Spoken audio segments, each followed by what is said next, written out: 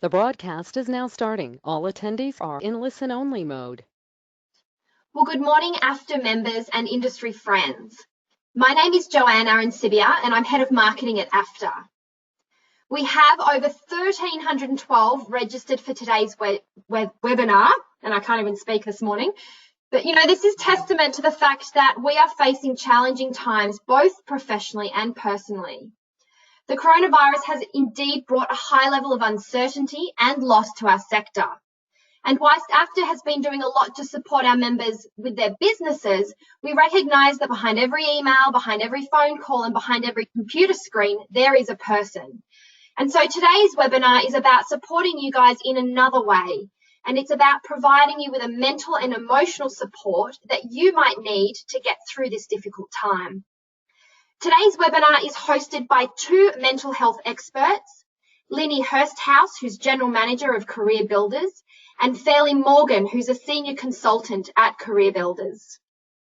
They'll introduce themselves shortly, but before I pass you over to them, I just want to do a few housekeeping notes. AFTA records all our webinars, and this one included. So by end of day today, this webinar will be available on the AFTA website. AFTA has asked all our staff to join the webinar, and so I invite you to please share this amongst your staff. You are all in listen-only mode. However, we do invite questions, so we have allocated some time at the end of the webinar to anonymously address any questions that you might have. You can ask a question simply by using the question toolbox. I'll also be sure to provide Linny and Fairlie's contact details should you like to engage them following the webinar. And finally, we will be running a mental health webinar part 2 next Thursday at 2 p.m. And so I will make sure the details of that webinar is sent out to everybody who's on today's webinar. So I think that's enough from me. Linny, I'm going to hand over to you. Thanks, Jo. A warm welcome to everyone on the call today and taking some time out. We really hope what we provided for you will give you some ideas and tools and ways of thinking about these very unusual circumstances that we find ourselves in. And as a business, we provide mental health education to organisations to really help them both in providing psychological safety and well-being. And that's enough from me, and I'm going to hand over to Fairlie, who will be taking you through the actual presentation. Fairlie is not only a senior consultant, but she's also a clinical psychologist, and she's well equipped to really give you some very good tools and ways to think about what's happening right now. Over to you, Fairlie. Hey, thanks so much, Linny. Yes, my name's Fairlie Morgan. I'm the Senior Consultant Psychologist with CareerBuilders. And as Linny said, yes, I'm a clinically trained psychologist. I've been working in the field for 28 years now, and I've got a lot of diverse experiences, including working in military and emergency services, working for a long time for the Royal Flying Doctors, working in private practice and in hospitals. So I've had a lot of different experiences with uncertainty and loss and grief. And I'm really glad to be able to take this opportunity to talk to you today. So let's firstly set the scene. So the agenda for today is going to be looking at where we and the people we care about are finding ourselves in this uncertain time. We're then going to be moving into talking about strategies that we know genuinely work under circumstances such as these. And then we're going to end, as Jo said, with some question time. Now, what's not on the agenda today is the financial options or implications of COVID-19. I'm aware that your governing body has already done a series of webinars on that. We're also not going to be talking about issues such as dealing with difficult customers or health implications of COVID-19. And that's partly because these are not our areas of expertise, but equally because we wanted to do justice to the topic of your mental health and well-being today. With that in mind, given that we are talking about mental health and well-being, I need to acknowledge that people may be struggling with this topic right now. If you or someone you know is struggling, please do consider speaking to your GP or calling Lifeline to get some actions, or see the list of supports that we're going to be talking about later in this presentation.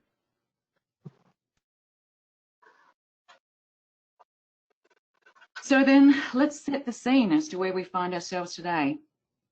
Our current situation with COVID-19 is, well, relatively unique, but not entirely unique, however. I used to live in Cairns up in far north Queensland, and if anyone's ever visited there or knows about that site, it's beautiful, but it's incredibly cyclone prone.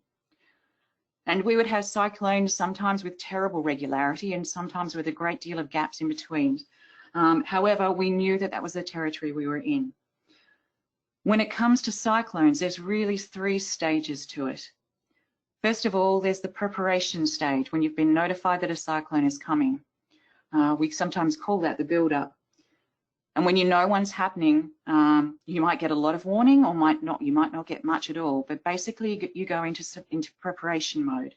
And there we do things like we would tape the windows up, we'd store our outdoor furniture, we'd collect supplies, fresh water, toilet paper, and get ourselves ready.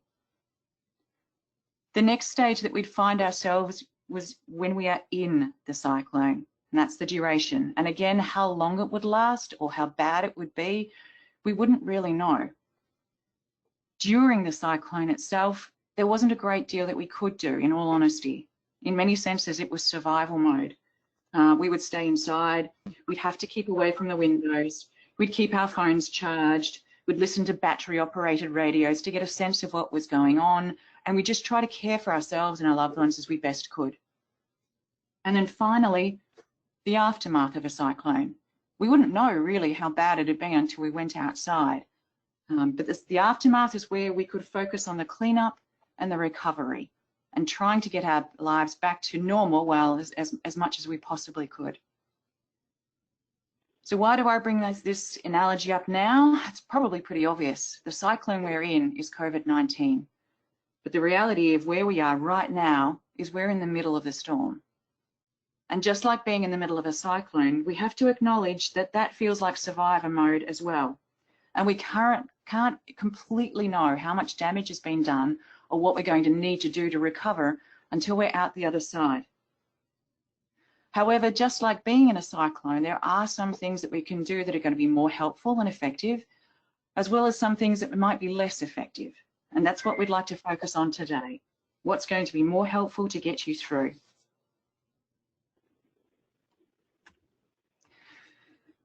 So if that's where we currently are, waiting out the cyclone, what effect is that then having on our mental health and well-being? First, we need to have an understanding of our mental health and well-being and be able to plot ourselves on something that we call the mental health continuum. So this first slide here is a high-level overview of what we talk about in my world, where we talk about going from the green through to the red. The green is essentially where, in terms of your mental health, you are healthy, your functioning is normal. Perhaps you are normally a healthy individual, or perhaps you're recovering from a mental illness. However, you are doing the best and being the best that you can be. I doubt many of us, in all honesty, right now are in the green. The next colour is the yellow. That's where we're reacting to what's going on to our environment. And it's a common but self-limiting distress, and we're usually able to pull ourselves up and out and head back towards the green. The orange is where we're injured. That's where we're struggling more with whatever's going on from our mental health and well-being world. It's not the red, however. Red is where, in the mental health world, we're talking about someone having a diagnosable mental illness. And that's where we're talking about life being a lot harder. Severe and persistent symptoms, which we'll talk about in a moment. And that essentially is a process, a brain and environmental process that we are now talking about being outside of an individual's control. So this mental health continuum, it's a little bit like your physical health. If you think about green being physically healthy, you have no injuries or illnesses. Yellow would be like if you've been running or biking and maybe you've sprained your ankle. It's a limited level of physical discomfort and pain that you probably know how to look after.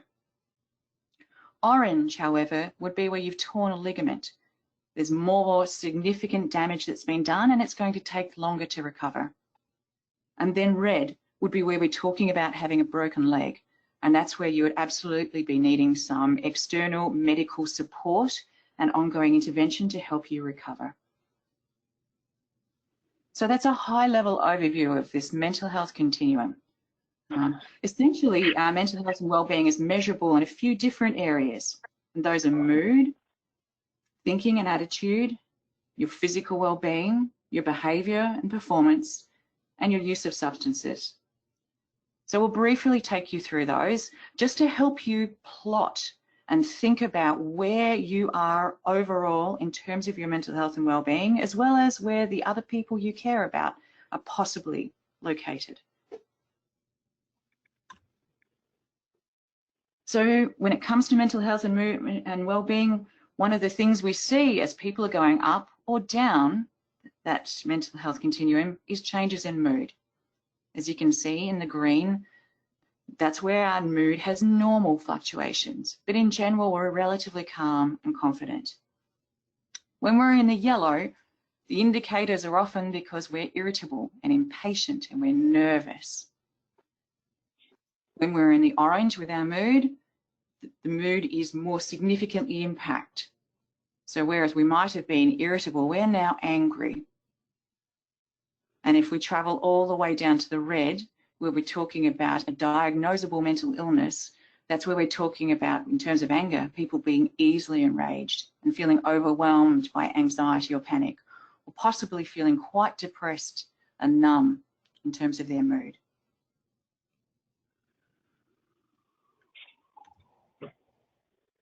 Let's now look briefly at changes in thinking and attitude, because it's not just mood that gets impacted. When we're in the green, our thinking and our attitude is generally pretty positive.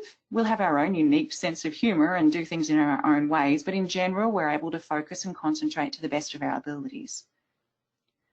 When we're in the yellow, however, with our thinking and our attitude, it's harder to concentrate. Thoughts about how hard things are, these intrusive thoughts might come into your head more often and be harder to push away. And that point about displaced sarcasm, that's where we might lash out at people who we ideally wouldn't be lashing out at.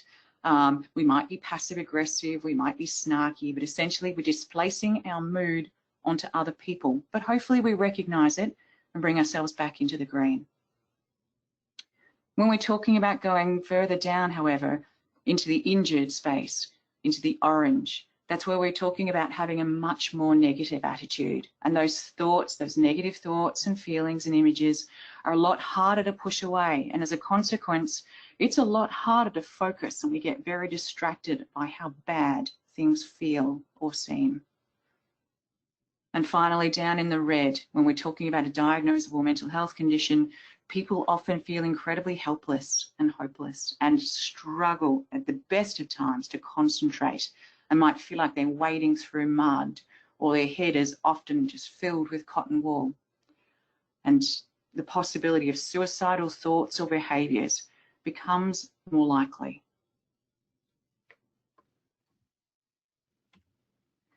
Physical changes often occur as well when we're talking about changes in your mental health and well-being. Again, for the green, when you're physically okay with your mental health and well-being, you go by your normal sleep patterns. Your appetite is good. You have your normal level of energy and you maintain a normal and healthy weight. However, as we start to go down the mental health continuum, again, you can see this changes. Yellow, we're struggling with those things, but it's not so bad that it's impacting on us all day, every day. In the orange, we're struggling more. Very restless sleep, probably loss of appetite, or maybe starting to really eat high carbohydrate, high sugary type foods to try and get an instant burst of energy, but we're still struggling with fatigue. And as a consequence, we have changes in weight. It might go up or it might go down. And then finally in the red, again, a diagnosable mental health condition. This is where we're really struggling with sleep. To have a complete loss of appetite is not unusual, although again, people can go to that overconsumption of sugary, carbohydrate-rich foods, and you have much more noticeable weight loss or weight gain there.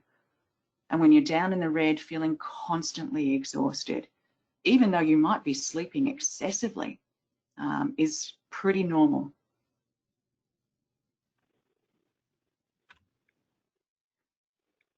And then changes in behavior and performance, because understandably, if your thinking's impacted, if your physical well-being is impacted, if your mood's impacted, how you behave is going to change as well. When you're in the green, you're performing well.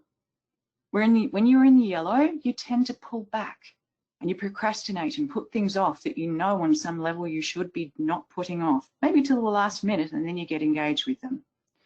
However, when we go down to the orange, that's where that avoidance of things that we know are genuinely good for us really starts to become a problem. And so we might avoid work, we might avoid talking to people who we care about, we might avoid taking care of ourselves, and our performance decreases until finally, when we're in the red, usually there's a complete withdrawal from self-care, from others, from work, and your ability to work or do things to your normal level when you're in the green is significantly compromised. And then that last change that we see when it comes to people's mental health and well-being is around substances. Now, one of the predictions related to COVID-19 that sometimes we're joking about, but equally it's not really a joke, is related to alcohol use. We're expecting to see an increase in people's use of alcohol as a coping and sometimes less than helpful coping mechanism to deal with stress. When we're in the green, that's not to say that we're not drinking or using substances, but we're using them in a way that's not having any major impacts on our lives, and we're not binging. When we're in the yellow, we may be binging or frequently consuming drugs like alcohol, but equally other drugs, and it's having some impact on our livelihood. When we're in the orange, we are now struggling to control those binges, that regular consumption, and it's starting to have a more major impact on our ability to function. Until finally, if someone's down in the red, that will be where we're talking about the word addiction. So the use of whatever substance it is having a major, major impact on a person's ability to function in their world. Now, addictive behaviours doesn't just necessarily refer to alcohol and other drugs. It can refer to any use or excessive use of things that can, in a large degree, be considered harmful. So one of the things we're also aware of people might be increasing their use of at a time like this is things like online gaming or gambling, possibly online shopping, eating, use of sex or porn, and even exercise. We can actually exercise to an excessive degree. Substance use can also include the excessive use of prescribed or even over-the-counter medications, things like painkillers, for example, as we possibly attempt to self-medicate or numb ourselves to our stress.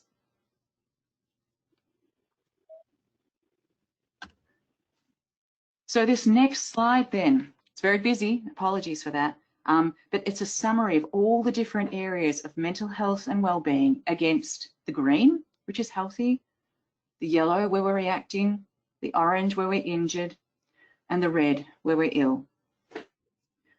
So when I said earlier that we need to ideally plot and know where we are, this is essentially a roadmap that we're hoping that you can take away and plot yourselves in against the different areas.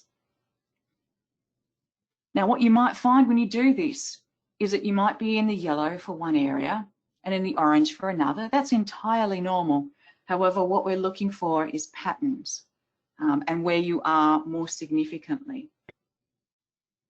Because where you are is going to have a major impact on what you need to do to take care of yourself and try to bring yourself back as close to the green as possible.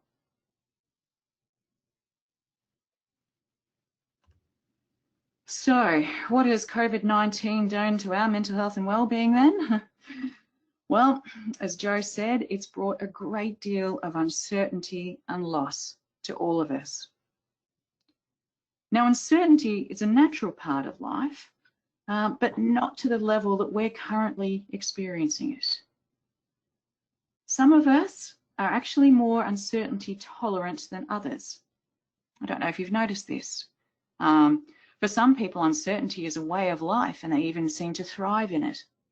People who work in emergency departments, for example, have to be able to tolerate the uncertainty of not knowing what's going to walk through the door at any given moment.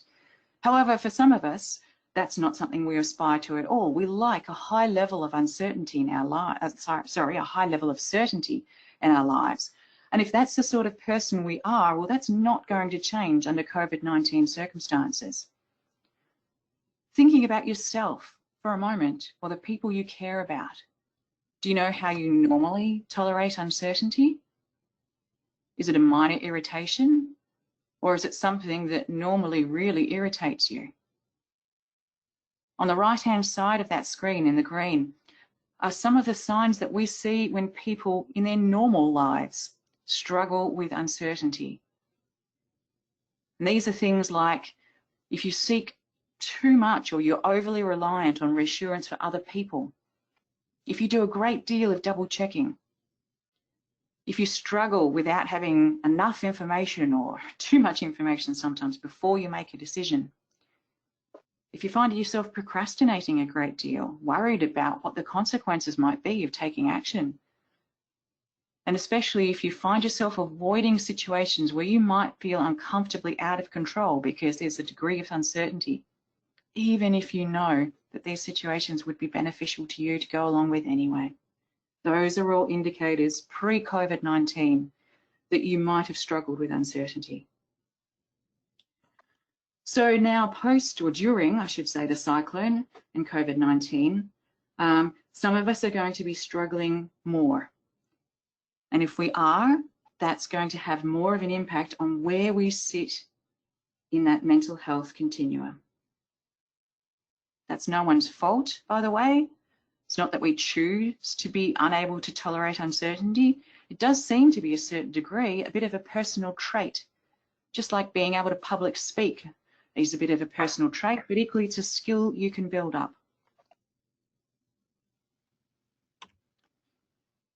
The other thing we're all experiencing, as I mentioned, is loss.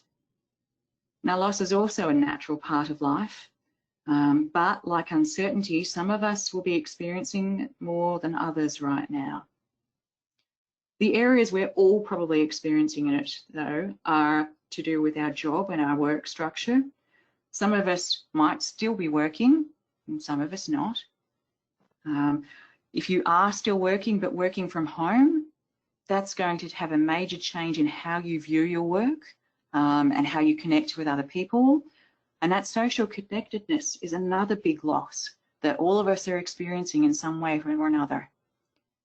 Now, for some of us, perhaps if we're a bit more introverted, working from home, being in lockdown, that might not feel so bad at this point in time. However, other of us who are more introverted, this might be a major challenge. And then the final area of loss that we're all experiencing is pretty much, well, life as we know it. And that relates to the certainty that we thought we had in our daily lives, being able to go to restaurants, go get our coffees, know that there'd be toilet paper on the shelves, know that there'd be money coming in next week. Again, that's going to be very personal to each of us, but it's likely we're experiencing loss across multiple different areas, and that is certainly impacting on our mental health and well-being. And then if that wasn't enough, for some of us, COVID-19 may be the icing on the cake. We've had past experiences of uncertainty and loss, certainly. Some of us may have been impacted by things like the bushfires or climate change or just other personal circumstances, be they financial, physical health, mental health and well-being, family. The likelihood that what's happening to us now is being cumulative rather than just COVID-19 related is very real. So getting back to the mental health continuum, where you might have put yourself 5 years ago compared to 5 months ago, compared to 5 weeks ago, which is when we, a long time ago it feels like, but that was basically when we entered lockdown, to now. That might be quite different. So I'll just give you a moment to self-reflect and think about overall for yourself and the people you care about. Where were you, let's say, before Christmas, and where are you now?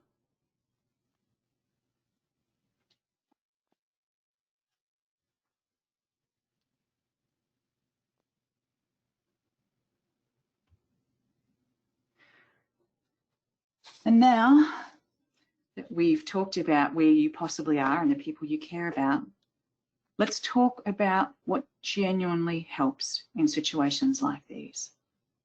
Now, all of the strategies that we're going to talk about today can help no matter where you are on the mental health continuum, green, yellow, orange, or red. However, you're going to need to recognize that if you or the people you care about are moving from yellow to orange or are in the orange, that last point about seeking professional support may well be required. And if someone is in the red, where we're talking about a potentially diagnosable mental health condition, professional help, if it's not already being used, is definitely going to be required. I'll go back just for a second to that mental health continuum overview model and just remind you, green, the analogy is physically healthy. You're able to do things on your own or with the support of loved ones. Yellow is where we're talking about someone who's reacting, and maybe in the physical analogy, this is where you've got a sprained ankle. You know what you need to do to take care of yourself, to help your recovery, to head you back to green. If someone's in the orange, this is where we talked about having a torn ligament. It's going to take longer to recover. You're probably going to need more help. You might need some physiotherapy. You might need initial medical advice. But if someone's in the red, they're ill, they have a broken leg, we wouldn't expect them to fix it on their own. So just comparing that to your mental illness again, if you recognize that you or someone you care about is going from the yellow into the orange, you may well require professional help, and the sooner you get it, the better. Whereas if someone's in the red, the broken leg, to expect them to fix it themselves or fix their own mental health conditions, it's asking a lot at a time like this. So let's go back to that slide then of what genuinely helps. Now, I'm trying to keep this relatively simple. I'm not trying to overload people with too many strategies because we are in the cyclone right now, remember? What we do afterwards may well be different, but during the cyclone, we need to go into genuinely helpful survival mode. And so there's going to be 3 strategies that I'll talk about. Firstly, it's focusing on what you can control versus what you can't. Secondly, using your routine as an anchor. Thirdly, proactively focusing on your self-care. And then the final one will be talking about those supports if they're required.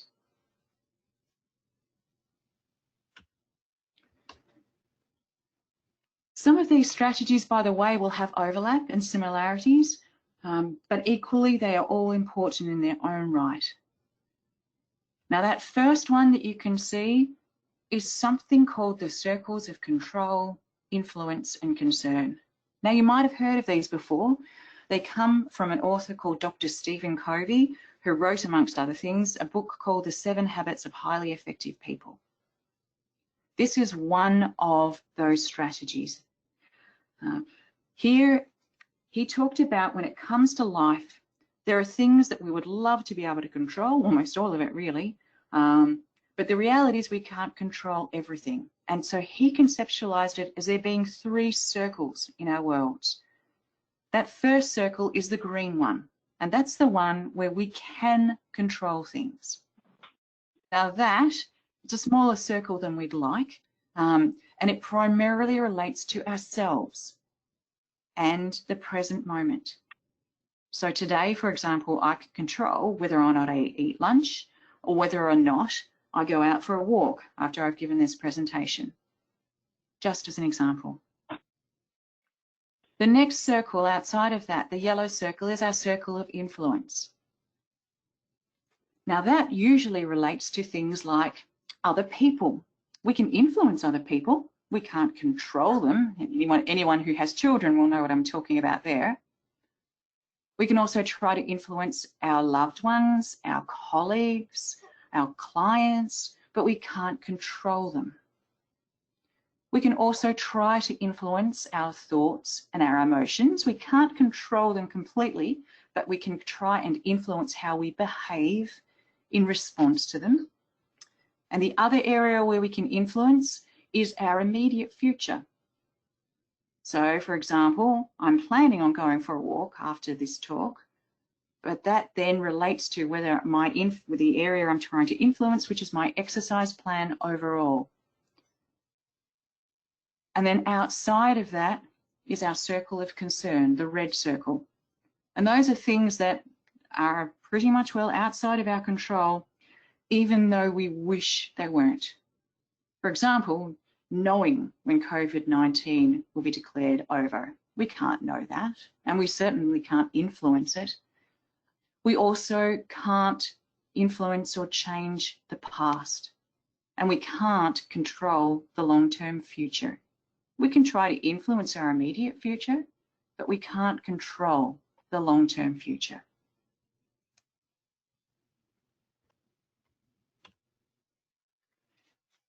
So this next slide then asks you to think about, where is your energy going? We all have a finite amount of time and energy, and it's normal for us to be focused to the left of the screen in that circle of concern and to be reactive, to be talking about, worrying about the things that are outside of our control, excessively watching the news, talking with our relatives every day about whether Boris Johnson is in or out of ICU, and wishing essentially that we had more possibility of change there. However, what we know is that if we spend a large amount of time directing our time and energy towards that circle of concern, your circle of control shrinks. And that's perhaps not surprising. If you've had a whole day of worrying about things that are outside of your control, you haven't spent that time and energy focusing on the things that are inside your control, whether or not you take a break from the computer, whether or not you have a healthy lunch. So now, more than ever, it's time to think about trying to be proactive with where we direct our energy. And that is directing it back to those circles of control and influence. And the more stressed we are, the smaller we actually need to get. And the more we need to focus really very much back in on what is in our control, perhaps even limiting our focus on that circle of influence. It's really hard to feel constantly powerless. You might recall that's one of the signs and symptoms of being down towards the red, if that's consistently how you're feeling. So directing your mind and your energy back to what you can control and can influence, even at a time like this, is going to be really important. You'll have to drag your mind back to it, don't get me wrong, but notice that your mind wanders off and then bring it back to where you can control it. Now, down at the bottom of that slide is a link to a short YouTube clip where an American author really nicely talks through those circles and can help you refocus on what you're doing with each of them. Admittedly, it is pre-COVID-19, but I don't think that necessarily matters when you're trying to redirect your energy back.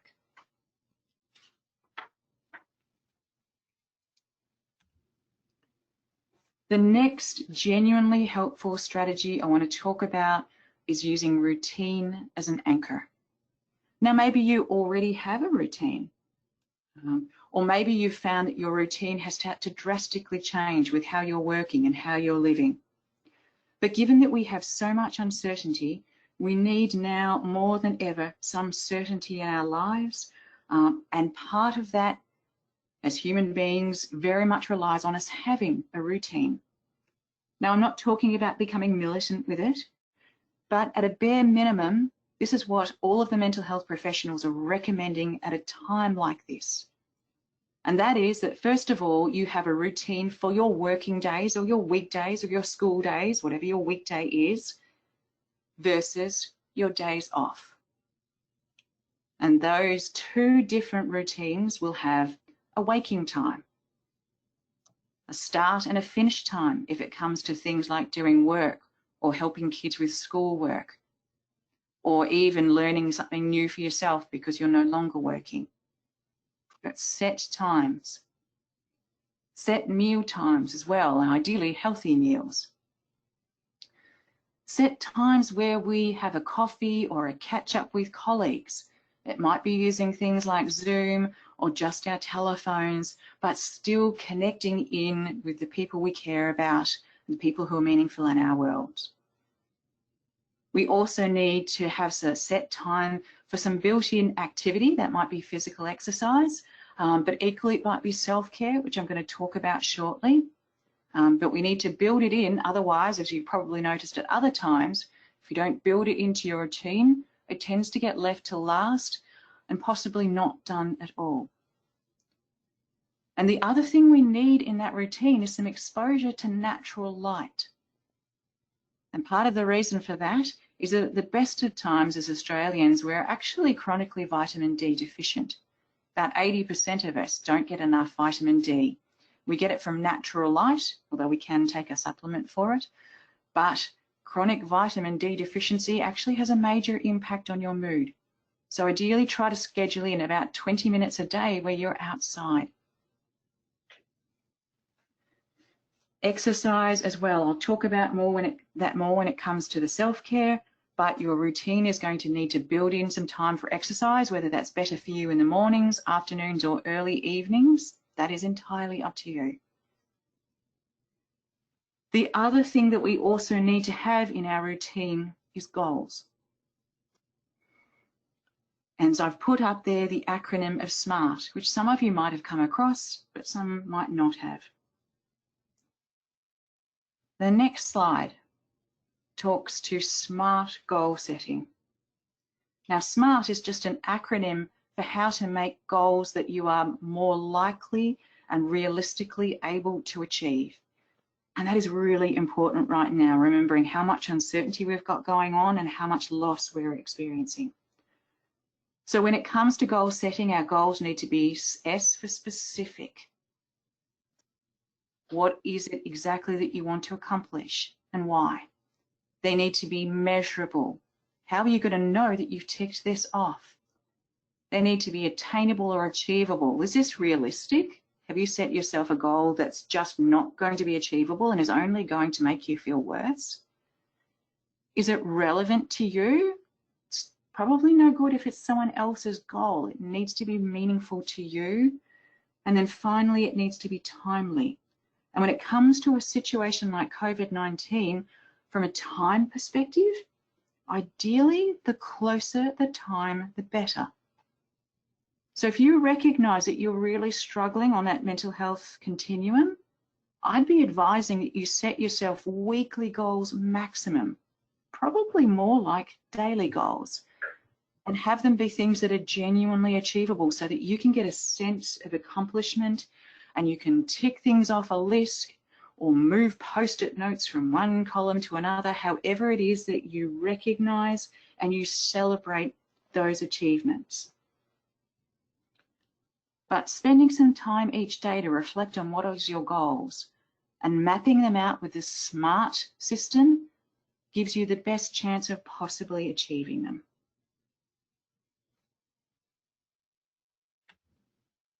And then moving on now to proactive self-care. I say proactive because you need to plan it into your routine. Don't just wait for it to happen. But the first point I'm going to make about self-care is that we need to try to avoid mistaking avoidance for self-care. What do I mean by that? Well, sometimes the things we tell ourselves that are self-care are actually avoidance or zoning out. Now, there's nothing wrong with a bit of zoning out, but if all of what you label as self-care is really a form of zoning out, then it won't work. It won't fill your cup back up. So if you're telling yourself that scrolling through Facebook or Twitter or binge watching something on Netflix is self-care, it might be. But let me ask you a question. That activity that you've done, or you've been calling self-care, do you genuinely feel refreshed and relaxed and revived after doing it? If you do, great. It's probably self-care. However, if you don't, it may be zoning out or a form of avoidance, and that's not going to fill your cup back up. The things that are going to be genuine proactive self-care at a time like this, first of all, it's actually prioritizing having a natural sleep. Now, by natural, I mean not using too much alcohol or other artificial sleep aids to push you down into sleep. One of the things we know about times of high stress, even times that are potentially traumatic, is that sleep is where your brain helps you recover. It helps you store memory. It helps your body physically heal. Sleep is where our children's bodies grow. But if it's not a natural sleep, your body can't do all those normal activities that it needs to do. And so sleep right now is going to be your medicine.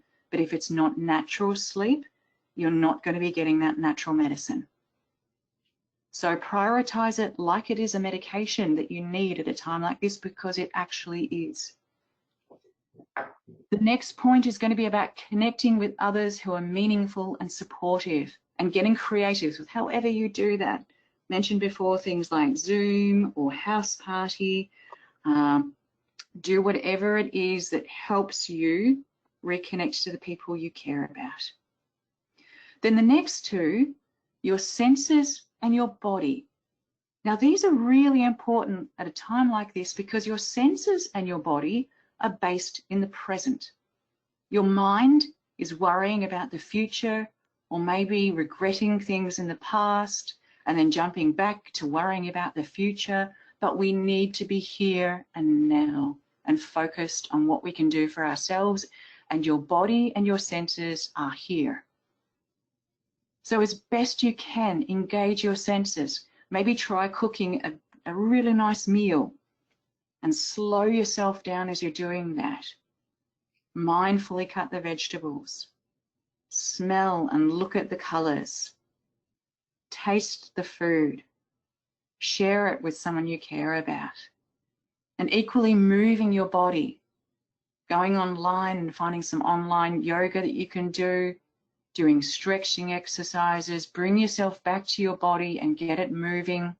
Remember, exercise ideally is a part of your daily routine. And similarly, getting some light and exposure to greenery. No one ever walked into an underground car park, spent half an hour there and went, yep, that was genuinely good for our well-being. We recover and we feel good when we've been exposed to natural light and greenery. And you might need to get creative with this, but you need it. And then a final point about your self-care right now, in the middle of the cyclone, is to try to minimize your exposure to the negativity that we're surrounded by. That might mean that you don't look at Facebook, or minimize how much you look at it. Minimize how much of the news you're reading, or try to consciously seek out the positives. They are there. But the more you expose yourself to that negativity, the more your mood and your mind is going to become convinced that that is all there is. And it's not. There is some really good stuff going on out there. Another positive, just to reiterate with your body and your exercise, You probably have heard of your stress hormones that get activated when your body's physically stressed. Adrenaline and cortisol, they build up in your system. And one of the best ways that we know now through even looking at brain scans of helping you get rid of that adrenaline and cortisol is by moving your body. Exercise is also medicine.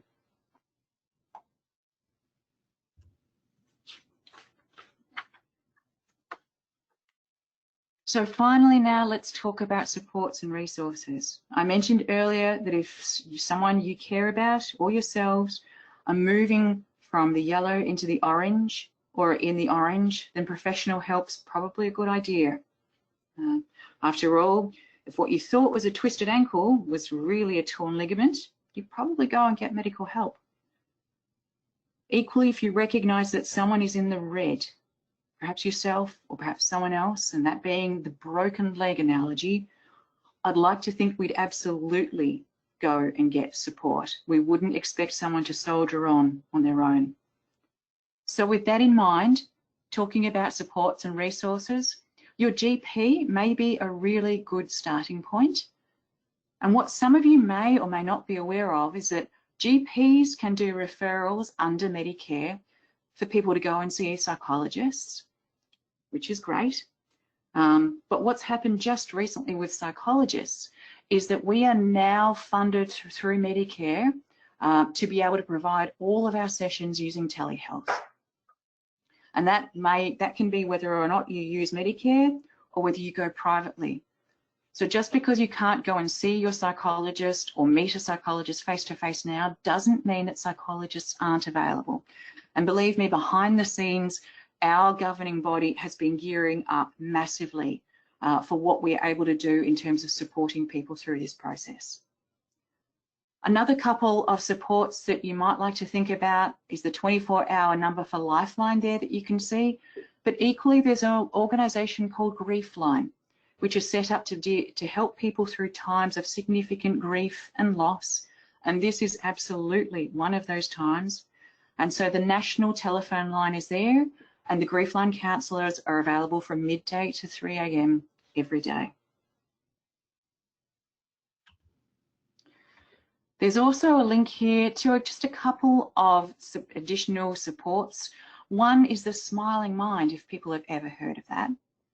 Now, the Smiling Mind is an online website as well as an app that you can download to help practice some mindfulness strategies, which very much are involved with your breathing and your body and your senses, all of that self-care stuff, getting you back to the here and now. And it's got different sites that can be used with children, young children, older children, teenagers, adults, different types of activities you can do, as I said, with breathing or your senses. Some might be 2 minutes, some might be 10 minutes, some might be to help you sleep, but check it out and download it, it's free. And then that final link there with Beyond Blue is a national resource list. Rather than overwhelm you with a whole heap of resources, this is a really good page that can link you to support for things like kids, for men, for family violence, LGBTQI+, free online mental health services, information about relationship counselling and suicide. As Linny said at the start, we are also available for mental health and wellbeing support for businesses. And we will also be running this presentation again on Thursday, the 16th of April from 2 to 3.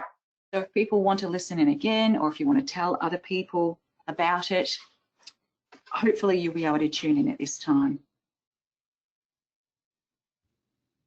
So before we get to the questions section, I'd just like you to take a moment to self-reflect again. Has there been anything that stood out for you today that you learned? And in particular, anything you think that you could be doing differently for yourself or possibly for other people? Just have a moment to think about that.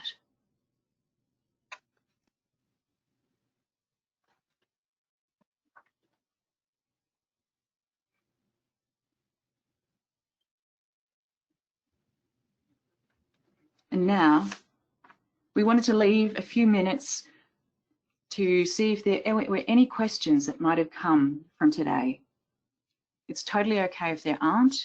We recognise that this is a very personal topic, and even though we're saying that you can submit questions anonymously, that might not feel the right thing for you to do right now, and that's okay. I'll hand over to Jo for a second and see if anything's come through. Fantastic. Thank you very much, Fairlie.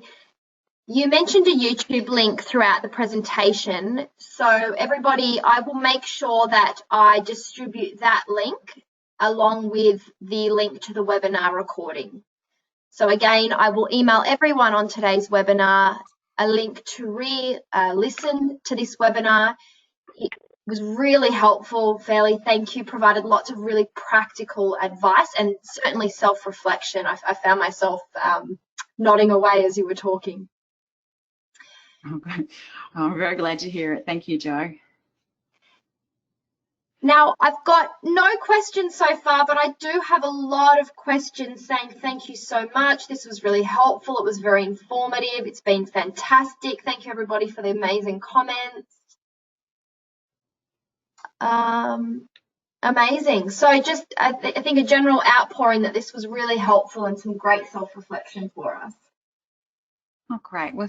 Well, thank you then. I might hand it to Linny to just wrap up and say a thank you from us for this opportunity. So thank you to really Fairlie, obviously a great session, and it never ceases to amaze me that that moment to take some silence within to really reflect is so important when our world is changing.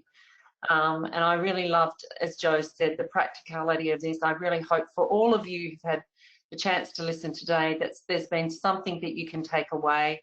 And please, we're here to help.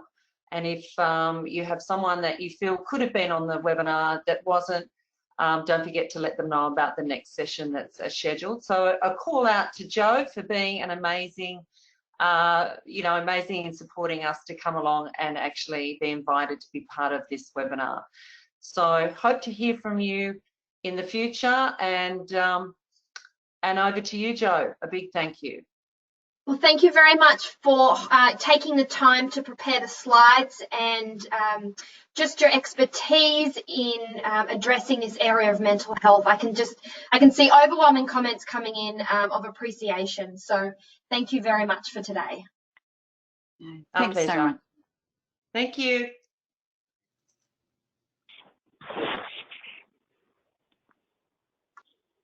Yeah.